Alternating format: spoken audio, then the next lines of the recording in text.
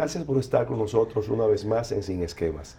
En la entrega de hoy tendremos el gratísimo placer de compartir una muy interesante conversación con alguien que ya ha estado con nosotros aquí en Sin Esquemas y con quien estamos seguros que nuestro público televidente va a recibir información muy útil y muy oportuna.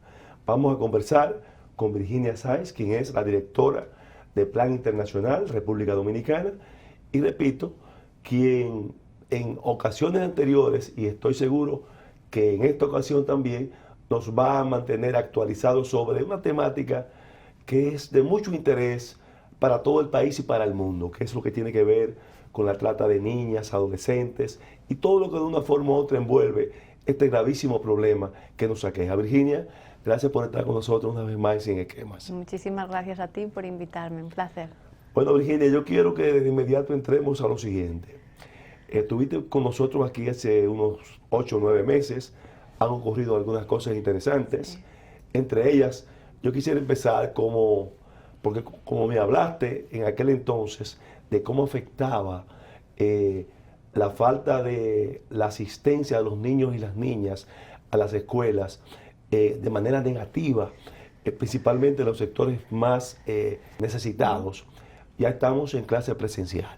¿Qué ve Plan Internacional? ¿Cómo valora Plan Internacional que volvamos a la presencialidad en la educación, en las escuelas, desde el punto de vista de la protección a los niños, niñas y adolescentes? Sí, para nosotros desde un inicio, desde la pandemia, siempre pensamos que las escuelas no deberían de cerrarse totalmente, ¿no? Para nosotros, como organización que trabaja con los derechos de la niñez, la escuela es por excelencia el lugar que mejor protege a los niños y las niñas, sobre todo teniendo en cuenta que mucho del abuso que reciben es en sus propios hogares. Entonces realmente cuando las escuelas cerraron en su totalidad, y fue uno de los países que incluso ha tardado más en abrir las aulas, nos preocupó. Entonces sí que obviamente reconocemos los esfuerzos que se hicieron por parte del gobierno con toda la educación online, pero sí que nosotros estábamos muy claros que las aulas había que abrirlas de alguna manera, ¿no? Entonces estamos muy contentos y contentas de que finalmente los niños y las niñas hayan vuelto a la escuela. Virginia, es indiscutible que este año y algo, casi 2 años, de los niños y las niñas y los adolescentes fuera de las aulas, es un tiempo considerable para afectar emocionalmente la conducta de los niños. ¿De qué manera esa posible afección que han recibido esos niños y esas niñas ahora al volver a la escuela, y cómo esa relación padre e hijos, que quizá con los niños en la casa tenían un comportamiento diferente y eran más expuestas a otras cosas, cómo cambia y cómo debiera tratarse en esta transición de vuelta a la presencialidad? Lo que es interesante, desde el punto de vista de ustedes. Sí, la pandemia nos ha afectado a todos, o sea, no nos hemos librado, ¿no? Lo que sí es cierto que nos ha afectado de formas muy distintas. En el caso de las clases más vulnerables, con las que Plan Internacional trabaja, sobre todo en el sur del país, lo que hemos visto es, obviamente, impacta sobre todo en esos niños que están expuestos a situaciones de violencia en el hogar, que se ha incrementado, ¿no? Padres, madres que han perdido los pocos ingresos económicos que tenían, y eso agrava la incidencia de violencia en los hogares. Y niños y niñas que no tienen dónde reportar lo que está sucediendo, ¿no? Porque, como he dicho antes, la escuela era ese lugar de protección. Desde el punto de vista académico, el impacto lo estaremos viendo en los próximos informes, ¿no? Ya República Dominicana tenía una situación muy precaria en cuanto a calidad de educación. El informe PISA, que nos ponía en temas de lectoescritura y de matemáticas como el país peor de la región, ¿no? Es algo de lo que realmente República Dominicana debería estar consciente. Este año y medio no va a ayudar a que los niños mejoren, ¿no? Es al contrario, ¿no? Porque aunque los esfuerzos que se hayan hecho en Internet con la educación online son buenos, pero sabemos, y lo que hemos visto es que no se ha solucionado por crear contenidos online o por dar computadoras a los niños y las niñas. Nosotros que trabajamos en las comunidades hemos visto de todo. ¿no? De todo, desde no encuentro dónde está el cargador de la computadora, no hay luz en mi comunidad, se me acabó el paquetico, o sea, hemos visto de todo, ¿no? Entonces sí que podemos considerar que este año y medio la mayoría de los niños y niñas han perdido el año escolar.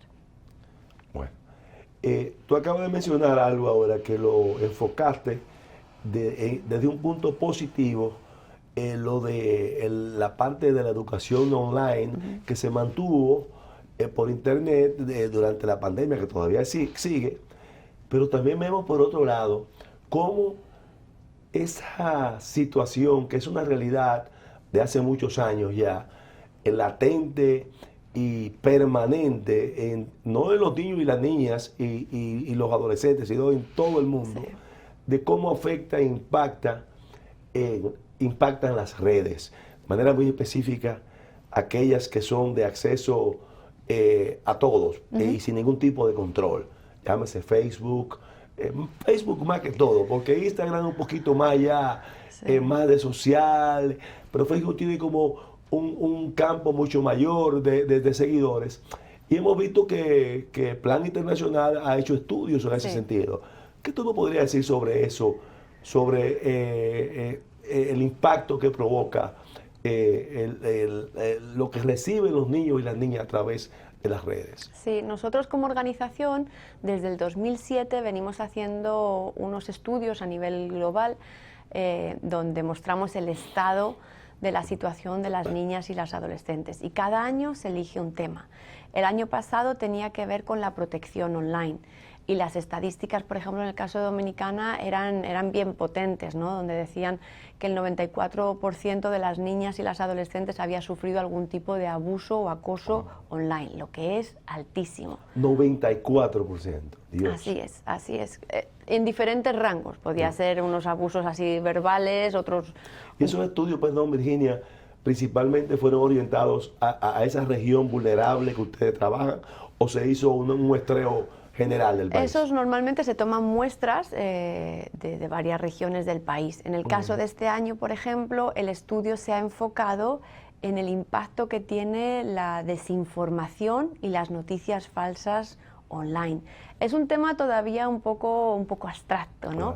Pero sí que lo que estamos viendo es que con la cantidad de tiempo que las niñas y los niños pasan online, ellos no saben diferenciar lo que es verdadero ni lo que es falso. Muchas veces ni nosotros mismos sabemos. Entonces, pasan muchas horas online, no solo jugando, consumen mucho YouTube, consumen mucho Facebook y no hay controles.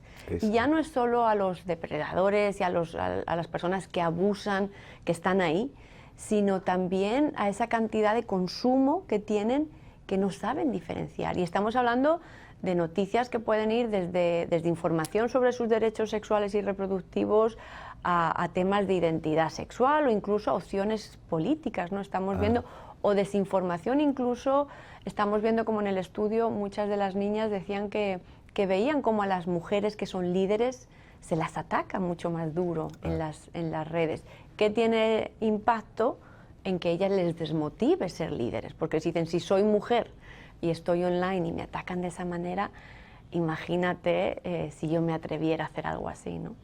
¿Y hasta qué punto, Virginia, en un mundo donde cada día se hace más notoria la incidencia del reclamo a los derechos, precisamente incluso utilizando las mismas redes, se puede lograr, y qué acciones en el caso del Plan Internacional y de otras instituciones se pueden llevar a cabo para que los controles debidos para el acceso a esa, que tú lo has dicho de manera muy diplomática, desinformación y noticias falsas?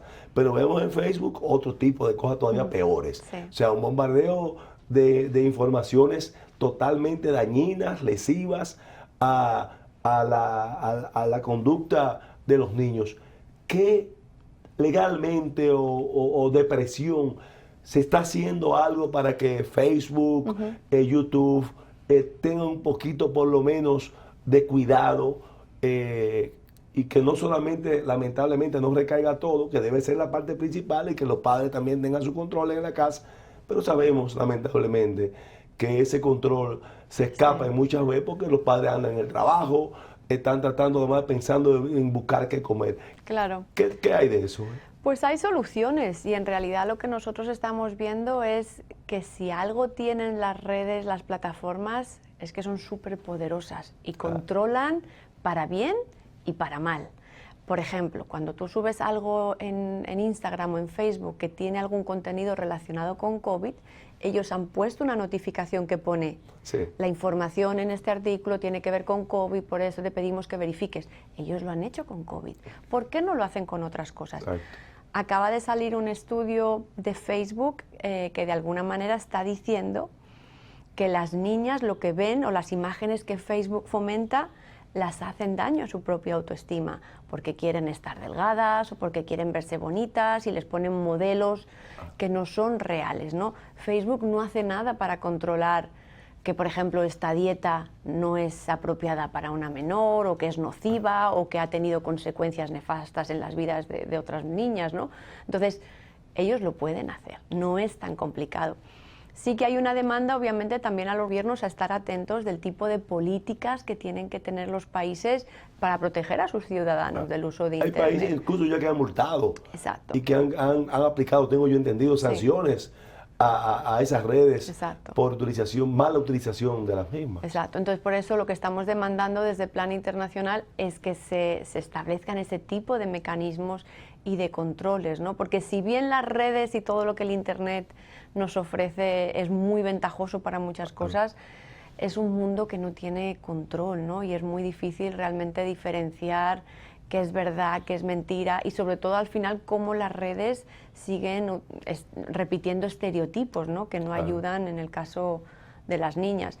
Lo que hemos visto en este reporte es que, por ejemplo, ellas ven que los medios, que por eso creo que es importante este tipo de espacios, ellas creen en los medios tradicionales de comunicación. Por ejemplo, cuando ya lo ven en un programa de televisión, ya tiene más validez. Pero porque en ese programa de televisión hay una exposición de mayor responsabilidad del programa ante cualquier tipo de comentario que haga. En ese orden que tú señalas, engañoso, el medio se cuida más que las redes. Claro, entonces, ¿qué proponemos? Obviamente controles por parte de estas plataformas, pero también cuando hablamos de los gobiernos tenemos que empezar a mirar el tema de la educación digital. O sea, ya no se trata solo del acceso, es de que aprendan a manejarse en Internet, a tener controles y empiecen un poco a saber cómo validar si una información que estás viendo es verdadera o falsa. Eso es crucial en este momento, en este país, ¿no? Y no solo tal vez en las clases más altas se esté recibiendo ese tipo de información, pero obviamente en las zonas más vulnerables del país no está llegando. Y lo extraño es, Virginia, en la línea que tú has venido diciendo, que en el caso de que se traten de informaciones que afecten a negocios o que afecten a firmas, ellos inmediatamente sí son muy efectivos. Inmediatamente te lo bloquean o te lo censuran de manera isofacta. No son tan laxos como lo son con el caso de llevar informaciones a los niños y las niñas y adolescentes. Entrando en otra parte, oye, ¿cómo tú has visto en estos meses que han pasado después de la última conversación que tuvimos en relación a el seguimiento que en aquella ocasión lo hablamos, que no hacemos nada digo, es positivo tener una ley ya, lógicamente es un paso, pero si se queden simplemente en una ley y no se establecen los controles y los sistemas de seguimiento, no se logra gran cosa. Vemos noticias diarias. Recientemente acabamos de ver lo que es un pan nuestro de cada día. Niñas embarazadas, niñas asesinadas, niñas violadas. ¿Qué seguimiento se le está dando a que por lo menos veamos que estamos avanzando un poquito en la aplicación de esta nueva ley? Claro. Hay un reconocimiento que obviamente este nuevo gobierno ha venido con un compromiso y hay un compromiso muy claro con las niñas y las adolescentes y el hecho de que en enero de este año se promulgara esa ley que prohibía el matrimonio es muy significativo y eso lo celebramos. Lo que sí estamos todavía un poco a la espera es de cómo ese compromiso se traduce en acciones reales y en cambios reales. Y sobre todo en cambios en la vida de las niñas, porque se va a lanzar un plan en la vida de las niñas, porque se va a lanzar un plan para prevención del embarazo y de las uniones tempranas. Eso es muy positivo. Pero un plan sin un presupuesto, sin un modelo que nos enseñe, por ejemplo, es una mirada a CONANI, ¿no? Al Consejo Nacional de la Niñez, como ente rector del sistema. CONANI no son solo las casas de acogida, que es un trabajo loable. CONANI es el rector del sistema. Entonces, tiene que tener un peso, tiene que tener un presupuesto, tiene que tener un apoyo, porque es ahí donde se tienen que proteger los derechos de la niñez, desde la casa, desde la escuela, desde la comunidad. Es un trabajo complejo, pero tiene que pasar, si no vamos a seguir viendo las noticias a las que ya estamos tan acostumbrados, ¿no? Porque no hay un sistema que proteja a los niños y a las niñas de la violencia, del abuso, matrimonio, embarazo, llamémoslo como queramos. Y lógicamente, como tú dices, suena quizás no muy bonito decirlo, pero el punto esencial es que al darle carácter a esa institución debe manifestarte en presupuesto, en gran parte. No vamos a decir que lo es todo, pero tú no haces nada con darle carácter a una institución si no la provee de las herramientas necesarias para que puedan desarrollar. Así es. Y yo creo que por lo menos hay intenciones en esa línea de avanzar en esa parte. Ahora, Virginia, nosotros como nación, como República Dominicana, lamentablemente los números que ustedes han podido observar en los últimos años nos siguen colocando en un posicionamiento no muy halagüeño, no muy positivo, para no decirlo bastante mal comparado con otros países del mundo. Se están haciendo, aparte de esos estudios que ustedes hacen, hay un censo real que ustedes pueden utilizarlo como una herramienta para conocer a fondo cuál es la situación en cada una de las manifestaciones que afectan a los niños y las niñas y los adolescentes en nuestro país, o ustedes son las que se han encargado, y quizás otras instituciones más, de hacer estudios específicos en distintas áreas. Por supuesto, hay las encuestas nacionales, ¿no? Como un Hogar, que te da data muy relevante. Plan, todos los años hacemos varias investigaciones, ¿no? Lanzamos hace poco una sobre crianza, ¿no? Y cómo la violencia todavía sigue siendo parte de la crianza de la mayoría de los hogares. Obviamente UNICEF hace también estudios muy importantes para el país. No hay suficientes estudios o miradas hacia esa realidad de los niños y las niñas, y sobre todo qué funciona y qué no funciona. Desde Plan Internacional lo que estamos comenzando a utilizar, y que estamos viendo un poco esas oportunidades a nivel gubernamental, es comenzar a utilizar más inteligencia artificial. Suena complejo, suena extraño, suena poco del lenguaje de una ONG, pero si el sector privado lo utiliza o los gobiernos lo utilizan para inducir al voto, para inducir a que compres, ¿por qué no comenzar a utilizar la inteligencia artificial para saber qué está pasando hoy en día en nuestras comunidades? Y te lo pongo con un ejemplo. Hace poco lanzamos una herramienta, una plataforma de inteligencia artificial que, viendo todas las variables que pueden afectar en el asesinato de una mujer, en un feminicidio, tiene capacidad de predecir o de darte indicación cuándo y cómo podría ser el siguiente feminicidio. Ese tipo de herramientas Exacto. En el sector privado se utilizan. ¿Por qué no en el sector social? ¿Por qué no en el sector gubernamental? Podríamos estar viéndolo para los problemas que realmente afectan a la gente más vulnerable, ¿no?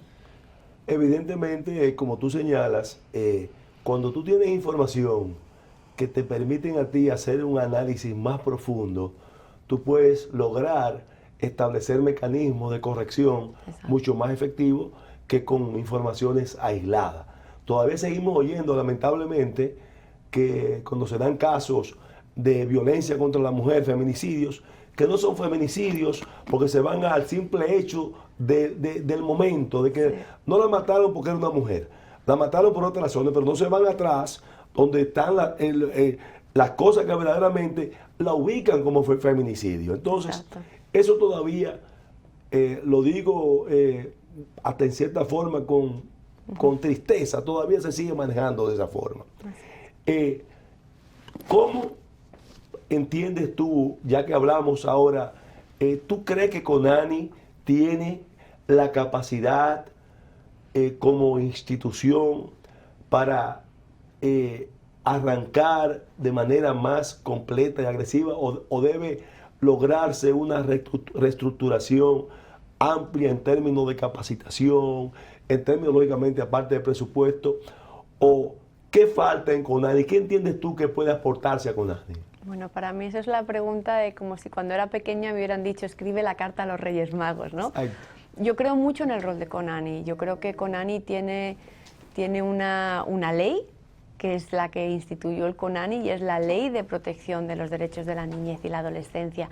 Ahí está el marco. O sea que está ahí todo. Está. Perfecto. Yo creo que hay mucho desde donde construir. Creo que hay que hacer una mirada al trabajo de la sociedad civil, ¿no? De lo que hemos estado haciendo y de esos modelos que podrían estar replicándose.